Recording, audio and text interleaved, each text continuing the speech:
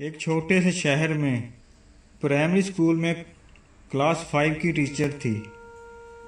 ان کی عادت تھی کہ وہ کلاس شروع کرنے سے پہلے ہمیشہ آئی لو یو آل بولا کرتی، مگر وہ جانتی تھی کہ وہ سچ نہیں کہتی۔ وہ کلاس کے تمام بچوں سے یکساں پیار نہیں کرتی تھی۔ کلاس میں ایک بچہ ایسا تھا جو مس عائشہ کو ایک آنکھ نہ باتا۔ اس کا نام طارق تھا۔ طارق میلی کچیلی حالت میں اسکول آ جایا کرتا۔ اس کے بال بگڑے ہوئے ہوتے، جوتوں کے تسمے کھلے ہوئے، قمیض کے کالر پر میل کا نشان۔ لیکچر کے دوران بھی اس کا دھیان کہیں اور ہوتا۔ مس عائشہ کے ڈانٹنے پر وہ چونک کر انہیں دیکھنے تو لگ جاتا، مگر اس کی خالی خالی نظروں سے انہیں صاف پتہ لگ رہا ہوتا کہ طارق جسمانی طور پر کلاس میں موجود ہونے کے باوجود بھی دماغی طور پر غائب ہے۔ رفتہ رفتہ مس عائشہ کو طارق سے نفرت سی ہونے لگی۔ کلاس میں داخل ہوتے ہی طارق مس عائشہ کی سخت تنقید کا نشانہ بننے لگتا۔ ہر بری مثال طارق کے نام سے منسوب کی جاتی۔ بچے اس پر کھل کھلا کر ہنستے اور مس عائشہ اس کی تذلیل کر کے تسکین حاصل کرتی۔ طارق نے البتہ کسی بات کا کبھی کوئی جواب نہیں دیا تھا۔ مس عائشہ کو وہ ایک بے جان پتھر کی طرح لگتا، جس کے اندر احساس نام کی کوئی چیز نہیں تھی۔ ہر ڈانٹ، طنز اور سزا کے جواب میں وہ بس اپنی جذبات سے عاری نظروں سے انہیں دیکھا کرتا اور سر جھکا لیا کرتا۔ مس عائشہ کو اب اس سے شدید چڑ ہو چکی تھی۔ پہلا سیمیسٹر ختم ہوا اور رپورٹیں بنانے کا مرحلہ آیا تو مس عائشہ نے طارق کی پروگریس رپورٹ میں اس کی تمام برائیاں لکھ ماری۔ پروگریس رپورٹ والدین کو دکھانے سے پہلے ہیڈ مسٹریس کے پاس جایا کرتی تھی۔ انہوں نے جب طارق کی رپورٹ دیکھی تو مس عائشہ کو بلا لیا۔ مس عائشہ، پروگریس رپورٹ میں کچھ تو پروگریس بھی نظر آنی چاہیے۔ آپ نے تو جو کچھ لکھا ہے اس سے طارق کے والدین اس سے بالکل ہی نا امید ہو جائیں گے۔ میں معذرت خواہ ہوں، مگر طارق ایک بالکل ہی بدتمیز اور نکما بچہ ہے۔ مجھے نہیں لگتا کہ میں اس کی پروگریس کے بارے میں کچھ لکھ سکتی ہوں۔ مس عائشہ نفرت انگیز لہجے میں بول کر وہاں سے اٹھ آئی۔ ہیڈ مسٹریس نے ایک عجیب حرکت کی۔ انہوں نے چپراسی کے ہاتھ عائشہ کی ڈیسک پر طارق کی گزشتہ سالوں کی پروگریس رپورٹ رکھوا دی۔ اگلے دن مس عائشہ کلاس میں داخل ہوئیں تو رپورٹس پر نظر پڑی۔ الٹ پلٹ کر دیکھا تو پتہ لگا کہ یہ طارق کی رپورٹس ہیں۔ پچھلی کلاسوں میں بھی اس نے یقیناً یہی گل کھلائے ہوں گے، انہوں نے سوچا اور کلاس 3 کی رپورٹ کھولی۔ رپورٹ میں ریمارکس پڑھ کر ان کی حیرت کی کوئی انتہا نہ رہی جب انہوں نے دیکھا کہ رپورٹ اس کی تعریفوں سے بھری پڑی ہے۔ طارق جیسا ذہین بچہ میں نے آج تک نہیں دیکھا۔ انتہائی حساس بچہ ہے اور اپنے دوستوں اور ٹیچروں سے بے حد لگاؤ رکھتا ہے۔ آخری سیمیسٹر میں بھی طارق نے پہلی پوزیشن حاصل کر لی ہے۔ مس عائشہ نے غیر یقینی کی حالت میں کلاس 4 کی رپورٹ کھولی۔ طارق نے اپنی ماں کی بیماری کا بے حد اثر لیا ہے۔ اس کی توجہ پڑھائی سے ہٹ رہی ہے۔ طارق کی ماں کو آخری سٹیج کا کینسر تشخیص ہوا ہے۔ گھر پر اس کا اور کوئی خیال رکھنے والا نہیں، جس کا گہرا اثر اس کی پڑھائی پر پڑا ہے۔ طارق کی ماں مر چکی ہے اور اس کے ساتھ ہی طارق کی زندگی کی رمق بھی۔ اسے بچانا پڑے گا اس سے پہلے کہ بہت دیر ہو جائے۔ مس عائشہ پر لرزہ طاری ہو گیا۔ کانپتے ہاتھوں سے انہوں نے پروگریس رپورٹ بند کی۔ آنسو ان کی آنکھوں سے ایک کے بعد ایک گرنے لگے۔ اگلے دن جب مس عائشہ کلاس میں داخل ہوئیں تو انہوں نے اپنی عادت کے مطابق اپنا روایتی جملہ "آئی لو یو آل" دہرایا، مگر وہ جانتی تھی کہ وہ آج بھی جھوٹ بول رہی ہیں، کیونکہ اسی کلاس میں بیٹھے ایک بے ترتیب بالوں والے بچے طارق کے لیے جو محبت وہ آج اپنے دل میں محسوس کر رہی تھی، وہ کلاس میں بیٹھے اور کسی بچے کے لیے ہو ہی نہیں سکتی تھی۔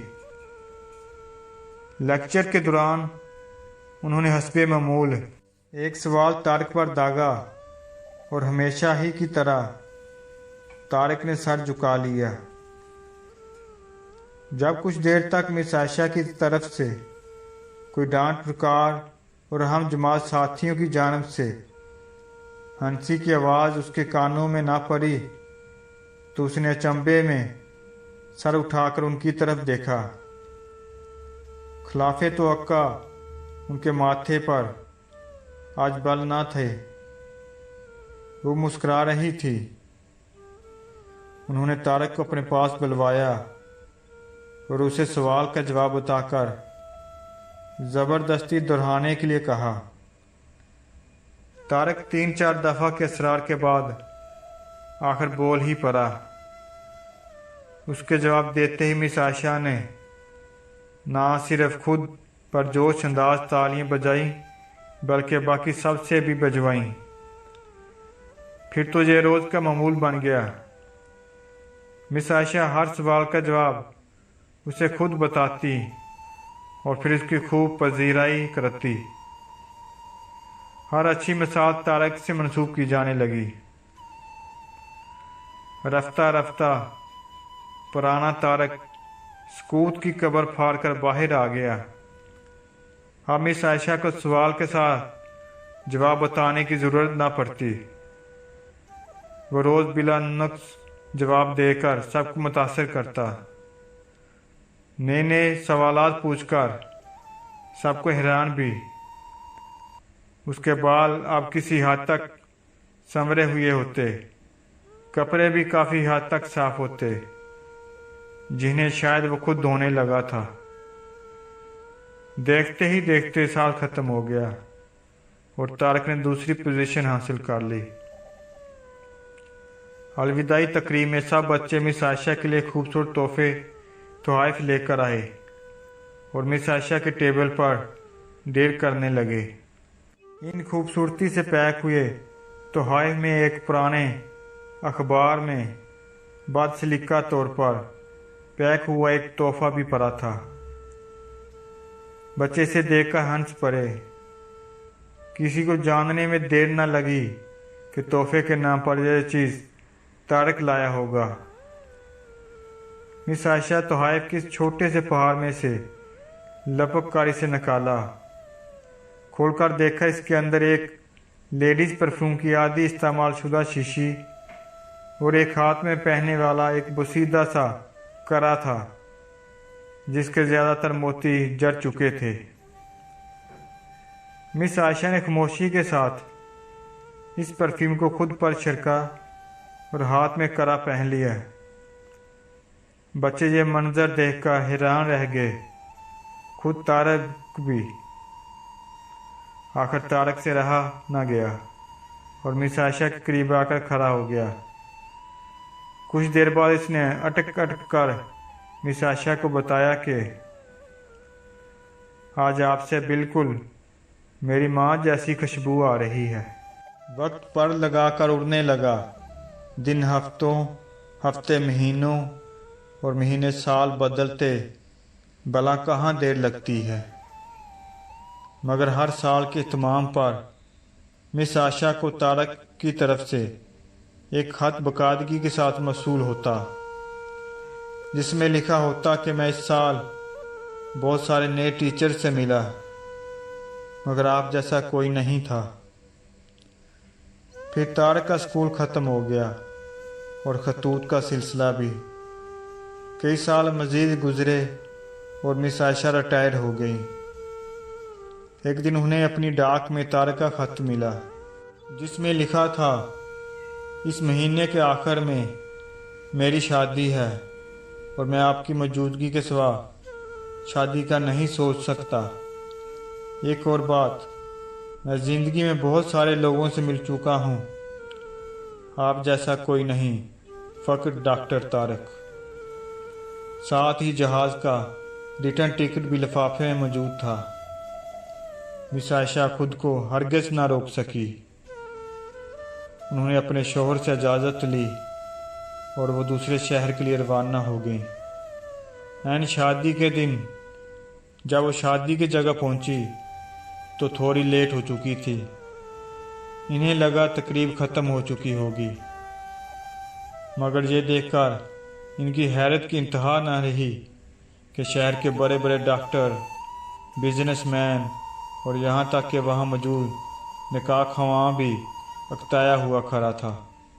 مگر طارق تقریب کی ادائیگی کی بجائے گیٹ کی طرف ٹکٹکی لگائے ان کی آمد کا منتظر تھا۔ پھر سب نے دیکھا کہ جیسے ہی یہ بڑھیا ٹیچر گیٹ سے داخل ہوئی، طارق ان کی طرف لپکا اور ان کا وہ ہاتھ پکڑ کر، جس میں انہوں نے اب تک وہ بسیدہ سا کرا پہنا ہوا تھا، اور انہیں سیدھے اسٹیج پر لے گیا۔ مائک ہاتھ میں پکڑ کر اس نے کچھ یوں اعلان کیا، دوستو، آپ سب ہمیشہ مجھ سے میری ماں کے بارے میں پوچھا کرتے تھے، اور میں نے سب سے وعدہ کیا تھا کہ جلد آپ سب کو ان سے ملواؤں گا۔ یہ میری ماں ہے۔ اس خوبصورت کہانی کو صرف استاد اور شاگرد کے رشتے سے منسوب کر کے ہی مت سوچیے گا۔ اپنے آس پاس دیکھیے، طارق جیسے کئی پھول مرجھا رہے ہیں۔